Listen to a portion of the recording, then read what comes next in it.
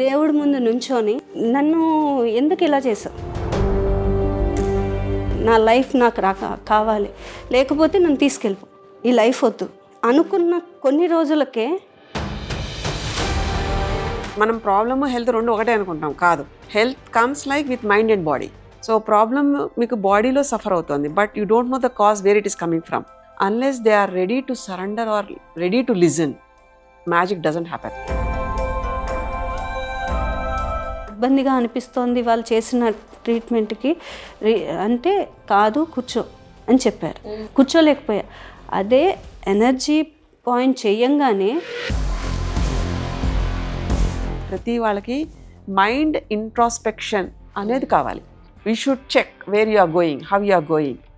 You take time, train the mind, see the result. అసలు కోపం లేదు, ఏది చెప్తున్నా తిన్నా తినకపోయినా ఒక రకంగా అయిపోతూ ఉండేవి. అలాంటిది ఇప్పుడు ఎలా ఉందంటే, శ్రమ చేయడానికి సిద్ధంగా ఉన్న వాళ్ళకి ఆరోగ్యం విలువ తెలుస్తుంది. ఆరోగ్యం కావాలనుకున్న వాళ్ళకు ఒక డిసిప్లిన్ అలవాటు అవుతుంది. ట్రీట్మెంట్ అయిన తర్వాత పడుకోవాలనిపించేది. ఇప్పుడు ఆఫ్టర్నూన్ పడుకోవట్లేదు. నేను మార్నింగ్ 4కి లేస్తా, 4 నుంచి 10 వరకు నా రొటీన్ నేను చేస్తాను.